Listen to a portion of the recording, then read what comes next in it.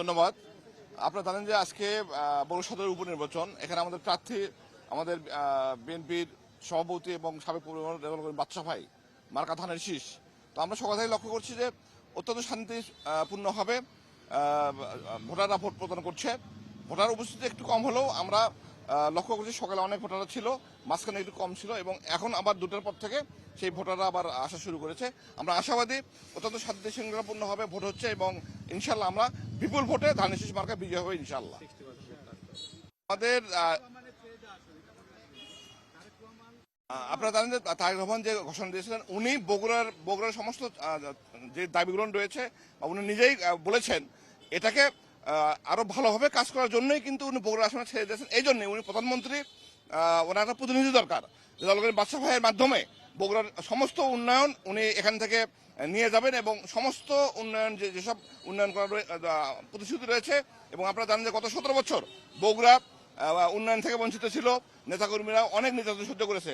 ইনশাআল্লাহ তারেক রহমানের নেতৃত্বে বাদশাহের হাত দিয়েই এই বগুড়ার সকল উন্নয়ন সমাধান হবে ইনশাআল্লাহ। এইটা আমরা প্রত্যাশা করি এবং জনগণও প্রত্যাশা করে এবং ইনশাআল্লাহ এটি পূর্ণ হবে ইনশাআল্লাহ। মানুষ কেউ কেউ একটু কয় যে কালি শুকায়নি আবার ভোট, এই হিসাবে ভোটারদের মধ্যে একটু বিরক্ত ভাব দেখেছি।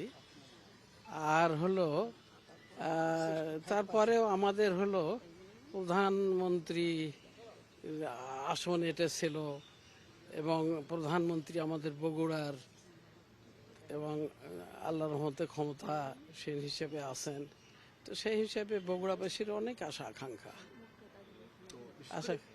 অনেক কিছুর মধ্যে কোন কোন বিষয়গুলোকে আপনি বলবেন যে এগুলো বাস্তবায়ন করা খুব জরুরি? বা যেমন বেশি বেশি করে বাস্তবায়ন করা জরুরি হলো যাকে বলা হয় যে সার্বিক ডেভেলপমেন্ট, যেগুলো যেমন আপনার বগুড়া রেলওয়ে সহজে যে চলাচলের পথটা, রেলপথটা যাতে কানেক্টিভিটি সিরাজগঞ্জের সঙ্গে, তারপরে আপনার হলো এয়ারপোর্টটা যাতে স্পিডি কানেক্টিভিটি এবং এই অঞ্চলের শাক সবজি উৎপাদন যেন সহজে ঢাকা রাজধানী এবং বিভিন্ন জায়গায় বিদেশে রপ্তানি করা যায়, সেইটা বগুড়া যেন বিভাগ হয়।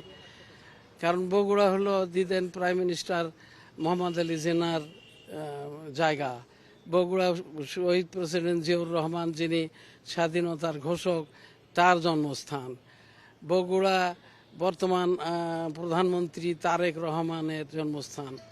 তো সেইখানে বগুড়ার একটা আলাদা বৈশিষ্ট্য না থাকলে recognition of the locality, recognition of the area যেমন দরকার তেমনি দরকার রিকগনিশন অফ পারসন।